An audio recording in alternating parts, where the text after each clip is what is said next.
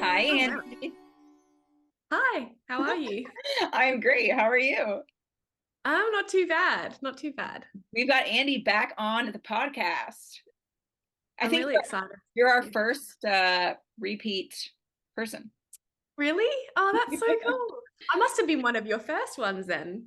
I think you were actually one of the first, and Oh, you've cool. literally been like one of the top five ever.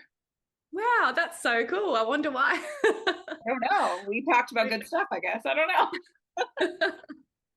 That's awesome. So I wanted, because I know last time we kind of just talked about like your diagnosis story and kind of like the basics of everything. So today I wanted to dive in more into like what you do, like for your business and specifics Yeah. into type 1 and like weight loss and blood sugar management and that sort of thing. But can you give just like a quick recap of your personal story with type 1 and weight loss? Yeah, 100%. So, it feels like ages ago now. I actually haven't had anyone ask me this in a while, but so I was diagnosed a week before my 10th birthday, and I had always been like kind of on the chubbier side as a kid. Like, like you get like the really chubby kids or like the really skinny kids. I was always like kind of chubbier. But when I was like getting close to like that diagnosis point, my mum was just like, oh, like she must be going through like a growth spurt, like starting to lose like that chubbiness kind of thing. And I just got like really skinny and like all the usual stuff. And we'd just come back from a trip overseas in Europe. And yeah, like I just remember like it kind of like happened all really quickly. Like I think that's what I hear from a lot of people with diagnosis is like I don't remember having symptoms while we were over there, but then like all of a sudden there was just like these really terrible symptoms, like really strong symptoms all of a sudden. And then it like got worse and worse and worse and worse. And like in like a few days it felt like, or like a week. But my mom said that she'd taken me to the doctor multiple times and they like misdiagnosed and said there was nothing wrong, like stomach bug kind of thing. But yeah, eventually, yeah, got diagnosed, was in like DKA at that point and all the usual stuff. And then building back up from like that weight loss that happens at diagnosis, like there's that time period where it's like normal to gain a bit more weight and like gain back weight and whatever. And then it wasn't until like probably months, years went by that because I was on syringes at the time, just MDI, and wasn't taught anything to do like back then. Like it wasn't even that long ago, I guess, but like things weren't the way they are now. You don't get taught much about how to manage your insulin, and even now I'm finding it still isn't happening properly. And you just kind of get taught like this is the insulin you take and you take it like however many times a day and that's it. It's like prescribed like any other medication in a pill form would be. That's how it used to be. And at the time I didn't think there was anything wrong with that, but it wasn't until like I started realizing like I was having to eat even when I wasn't hungry and I was told to eat regardless. There was no talk about like, are you hungry? Are you not? It's like you eat this many carbs at this time, you eat this many carbs at that time, like force feed yourself basically. And it wasn't until I guess I got a bit older and realized like how wrong that is. And I started, honestly, it was so weird, Samantha, because it got to the point where I felt like I never felt hungry. Like I forgot what it felt like to have a hunger signal. Like didn't know what that felt like because I was always stuffing myself, always eating. Wow. So yeah, like I started gaining weight and getting into like my teen years and like realizing like, why am I gaining weight like this? Like what's going on? And started putting all the puzzle pieces together, and years went by in this time, by the way. It wasn't like, oh, like I know exactly what it is. It like took a lot of research and like reading and trying to understand what's going on, and figured out that it was because I was like forcefully eating to match my insulin. So yeah, that's the connection there with like weight gain and weight loss and type 1 and all of that. That is crazy. Like the fact that they even give you any more information is even weirder. I mean, you're right. It's still kind of the same way now, but that's worse. Like Yeah. that's pretty bad. And the fact that you thought like you had to eat or you had to eat because of the amount of insulin you were taking, it's just that's insane. Crazy. Eh? Yeah. Are you comfortable sharing like how much weight you gained? Yeah, it wasn't like, luckily, it wasn't crazy amounts. But like, if with weight gain, it's funny because it's like anyone who ends up even severely overweight, that doesn't happen overnight. It's accumulative over time, right? So in that short period of time, so maybe like 5 to 7 years, in the grand scheme of things, that's a short period of time in your life, but like it would have been like a kilo here, 2 kilos, like 3 kilos, 4 kilos, ended up being about 10 kilos, what I would call overweight, like kind of like unnecessary weight on my body. Yeah. Oh my gosh. Okay. So when you had the moment of realization, we were like, okay, wait a second, this is not right. Like, what did you do? Like, did you immediately start being like, I need to lose weight? Or like, how did you even go about that? Well, I didn't know how to lose weight. It was like I had no, so this is like I was in my teen years, like I there's so much information out there. Like Google was like becoming more of a thing, and like you could Google whatever you want, and there's all these different things. And luckily, I didn't go into like fad dieting or anything. And I think that's just because of like my environment. My friends weren't into any of that. My parents were like old school European, like you just eat a balanced diet, kind of like you eat a little bit of everything. So like there wasn't anything rooting from like disordered eating. So it kind of helped me realize the problem was just overeating for me. Like that's what, does that make sense? Like it was, luckily it was clear enough in that way for me to see that. And I tried to cut back on my eating, but I was just going low because I had no idea how to manage my insulin. So I was just like I'll try to cut out carbs and not do what they said, but then I'd go low. Or like I'd try to walk and then I'd go low. So it was just like, felt impossible at first. So when did you learn like that you could take less insulin? So it wasn't until I got my insulin pump.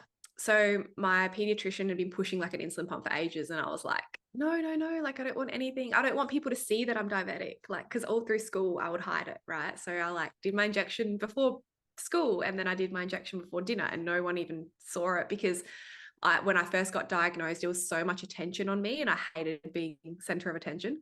So like I liked hiding it and I was like, no, I don't want an insulin pump. And then when I finally thought, you know what, put me on the waiting list. It'll be a while anyway. And then I got like the chance to get a pump and it completely changed everything literally overnight because my insulin needs halved within a week. And it's just lucky that at that time I was in my 20s by then. So I could rationalize why is this happening.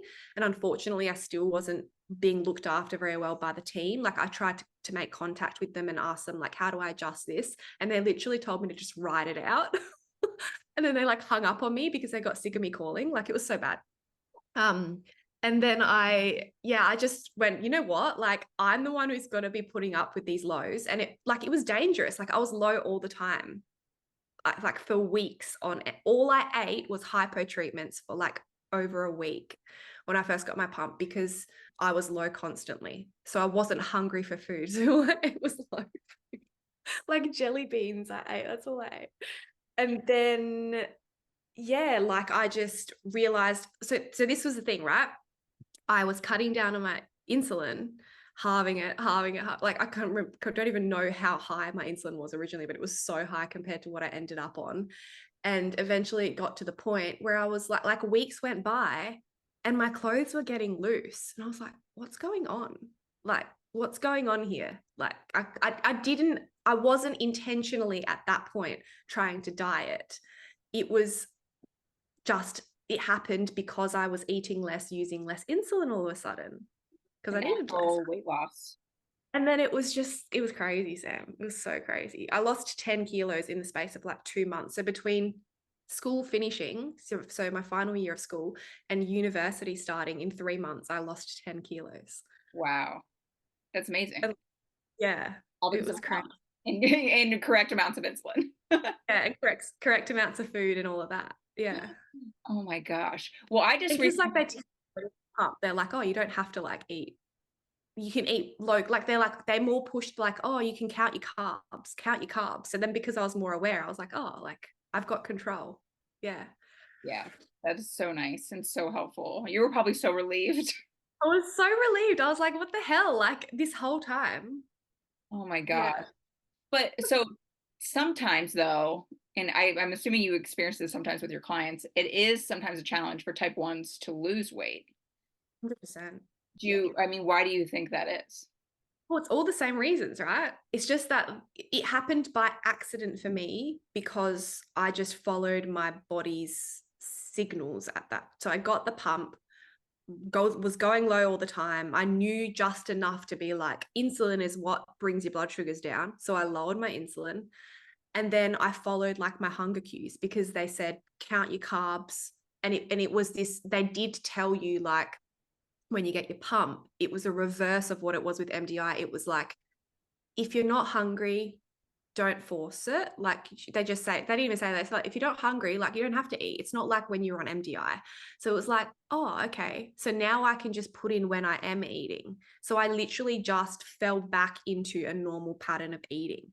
So when my clients struggle with weight loss, it's the exact same thing usually. There's obviously some different factors that can cause trouble with weight loss, but usually it comes down to like, you either aren't listening to your hunger cues, you don't even have hunger cues, maybe you're just overeating because of the different reasons, or it could be because they another common one is they can't exercise, like I was saying before, because they go low or high, and so they just avoid it. They avoid moving even though they'd want to, so then their energy like expenditure is really low, so they're not burning really any calories, so that's going to make it hard. And then a bit of insulin resistance comes in, but it's usually, yeah, the food, the movement, and the insulin management. Those three things is what holds us back. And they're so interrelated. Like, yeah. Yeah. And so I was ironically just listening to, I don't know if you know Andrew Huberman. I was listening to one of his podcasts and he You was like, talking to somebody about insulin. And he was saying, his expert was saying that a lot of people with like type 1 and type 2 diabetes gain weight because when our blood sugars are high and the insulin like comes in our body and that extra blood sugar has to go somewhere and it goes to our fat cells.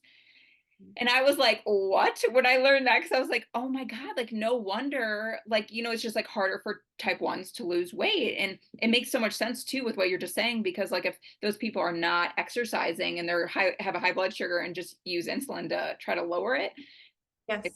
going to our fat cells, which is so sad. It's so sad, but it's crazy. Yes. So it can 100% also be that thing that you said of like, so it's, oh, I forgot to say low blood sugars. So having all those low blood sugars, you're taking in more hypo treatment, so more calories.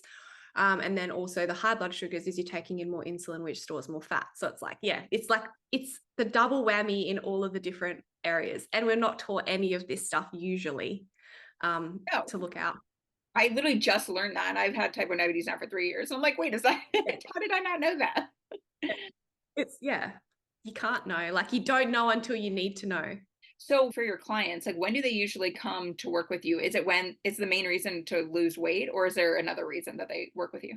They come to me for a few different reasons. And unfortunately, it is because of the gap usually in this education. So whether that's a gap in insulin management knowledge, which does come through diabetes educators and endos usually. Sadly, the endo side of things, I think it tends to be the reason why there's a gap there is because of the time. So amount of clients, not enough time. Even if they wanted to help, they usually don't have the time. It's the system's just not set up like that, right? Like they can't sit there for an hour and look over your graphs and really dig into why has this happened? Why has that happened? They just look at it and try to make a change. Of course, it's always out of good intentions, like trying to make a change that works for you, but it's not enough of an overview or an understanding of what's going on in your life to be able to make changes that I think work the best. So what ends up happening is you might go into your endo, they'll make changes, sometimes without your consent, which is never okay, by the way. And then you'll go home and you'll start to deal with the repercussions. So that might be a positive change. It might have worked out. But a lot of the time what happens is it isn't accurate. And that's not to say like they did it wrong, but managing insulin is a bit of like, try this. If that doesn't work, try again, like try adjust it. And if they're not able to then readjust it, you're stuck with these settings that you don't know how to adjust yourself. So it's that thing of like, they tell you what to do and you do it, or they do it for you. They don't teach you what to do. Like that's the problem. Mm-hmm. And then same with educators, I do think it's just, I don't know what it is there, because they tend to have a bit more time, but unfortunately there's just a gap there. So my clients will come to me either with unable to basically live life because of type 1. That's usually what happens in some regards. So it's like either like I try to exercise but I can't because I'm going high or low. Sometimes the sleep factor people come to me with, but honestly a lot of the time people just deal with the sleep thing and they're like, I can't sleep, and then they just don't fix it, which is really frustrating. Oh But gosh. people do come to me for weight loss a lot of the time. So it's like, yeah, like can't lose weight because of blood sugars, or like don't know how to do that alongside managing blood sugars. So yeah, it's kind of a bit of everything.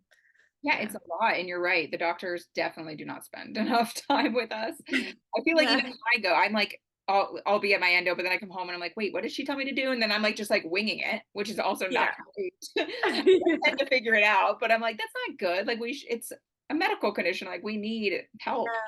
So that's great Yeah. that you do all of that. So Yeah, I try to help. Yeah. what made you even get into that, to wanting to do this? Like literally what I went through, like what I just described to you. It was so I went through that when I lost a lot of weight doing that, but then I was just skinny. So like at that time, because I wasn't exercising, I wasn't focusing on protein. I had no awareness of like the healthy way to do things, right? So I just lost a ton of weight, which like you said was a relief because my joints felt better. Like I just felt more I felt like I had been inside a shell of myself. Like the outside of me didn't reflect the inside of me. And when I lost that 10 kilos, wasn't even intentional, really, even though I had wanted to lose weight, if you get what I mean, like I wasn't trying at that time. So I was like, this feels really good because I felt like I was myself all of a sudden, like for the first time in like 10 years. Like it was awesome. So then I could be more active and do all these things because I weighed less and I felt better in my body. Um, and then I went through school, obviously. No, I went through, started uni, and my uni, so my degree, I have a degree in Bachelor of Design and communications and like visual communication. So like graphic design, things like that. And in my first, I loved it. Like I love design. I still do that on a daily basis for social media. So that's really cool that I get to do both. But I didn't like something was just like kind of eating at me because I'd also started at the gym in this time and like started like working out and like getting more into fitness and loved how I felt and that I was able to completely turn my life around, like with knowing these things, right? And I was like, there has to be someone else out. If this happened to me, this 100% happened to someone else. That's how I thought. Because I'm like, I went through the hospital system. So I'm not the only one in the hospital with type 1 diabetes, right? That was what went through my head. And then I just decided, like, oh, so then one important thing is that my uni happened to be right next door, the Australian Institute of Fitness in Adelaide. And I would see it every day when I'd go to uni. And I'm like, huh. I'm like, hmm. And then I like I like toyed with that idea for a while, a whole year, my first year of uni. And then at the end of my first year of uni, was it my second year? It was either end of my first year or my second year of uni. I enrolled to get my certificate in fitness and like personal training and all that. And like went next door, like finished uni for the day, went next door, like signed up to do my certificate in the summer holidays of university. And then I just got into like the fitness world and the personal training world. And then just doubled down on all of that. And I think it was the end of the second year because then I had one more year of uni. And in that last year of uni, I split my life in half. I freelanced design as my own business, and then I freelanced personal training and started contracting. And at the end of that year, I felt like I was at a crossroads because like I wanted to pick one because I was like kind of torn in both directions. So I just went full into fitness, and it's not to say that it was an easy journey to like where I am now, because it was like I jumped from like gym to gym trying to find an environment that I enjoyed. And honestly, I never really found a gym that I loved that much working in. Like personal training wasn't my calling. Like as much as I can still personal train, like I enjoyed doing it with the right clients, but the environment of a gym, Yes. teaching in that environment just didn't suit me. Mhm. So that's what called me towards nutrition more, and coaching, like coaching on it rather than like being in a gym, personal training. Yeah, Yeah. but I was going to say, but that's still great because fitness is still a huge part of like health and wellness. And so Yeah. you had that expertise anyway, which is really great. And you're so right Yeah. about like finding a right gym. I feel even, I mean, I know you were personal training, but even for working out, which is probably a challenge for some people, is like they don't Mm. know what exercises they even want to do, or Yeah. what to do, or anything like that. Yeah, it is a big problem. Like people don't know what exercise to do to create the results that they want.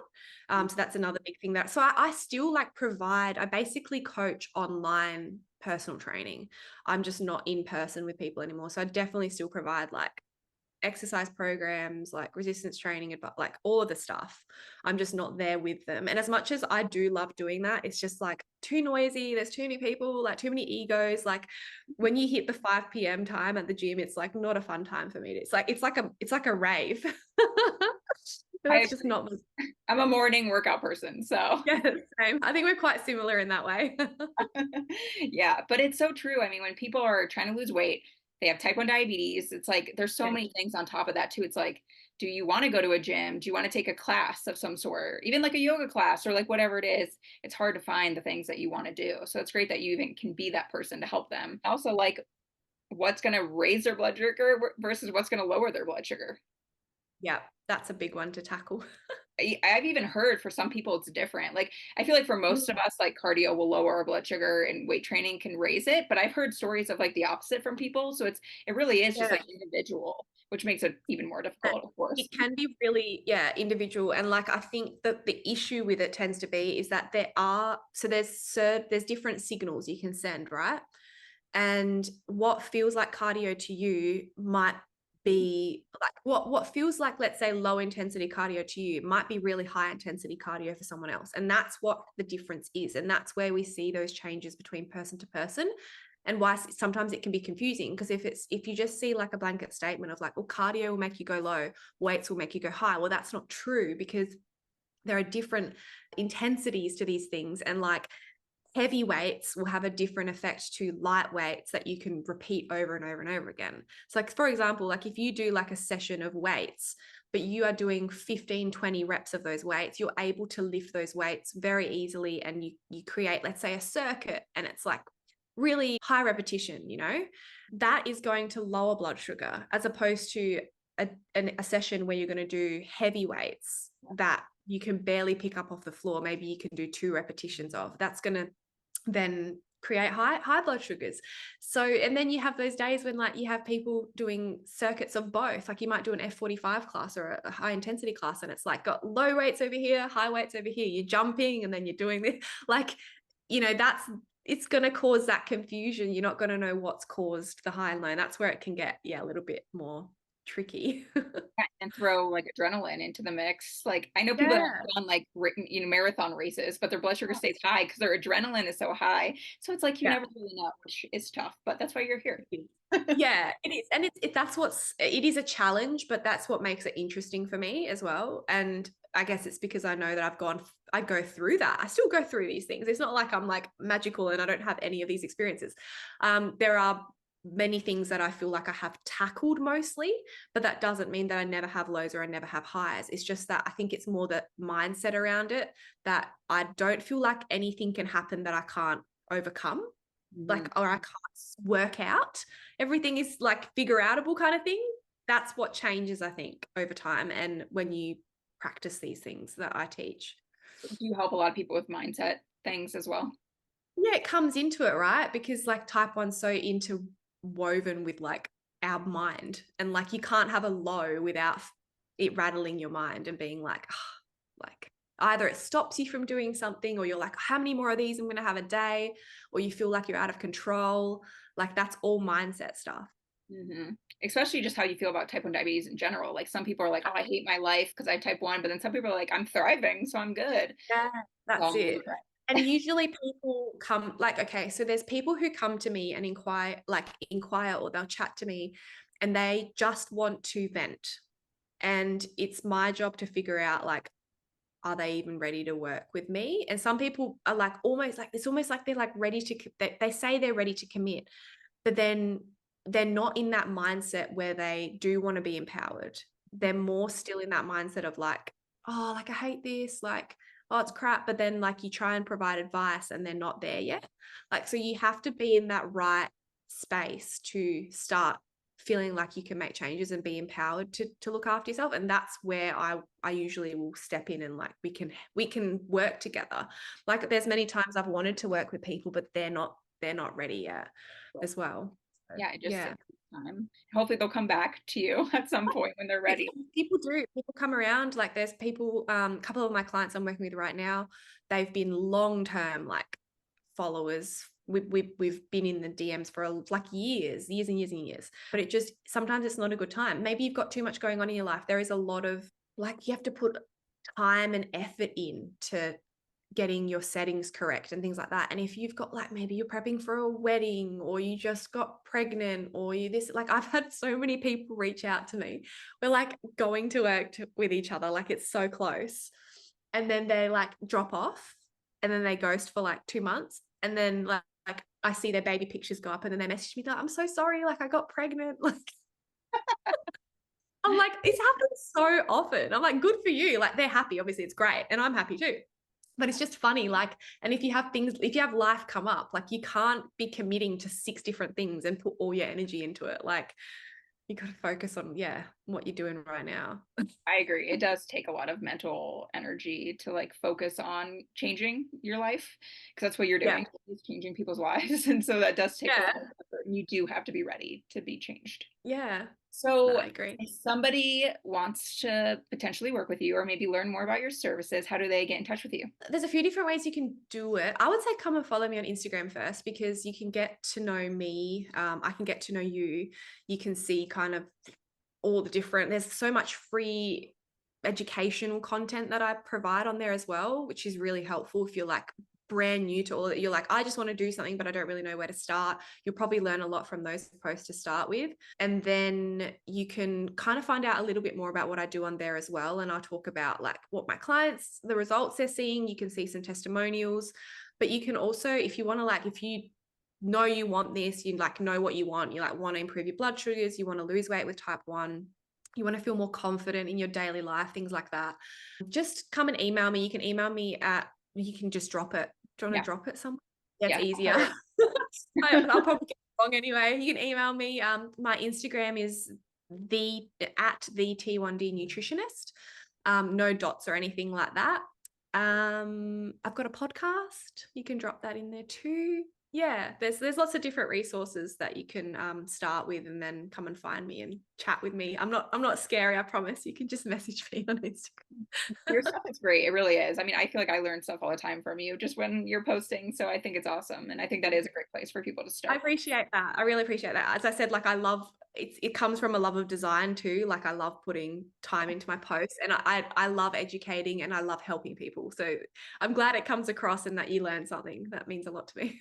Yeah, absolutely. Well, thank you so much for being here. No worries. Thank you for having me again. Of course.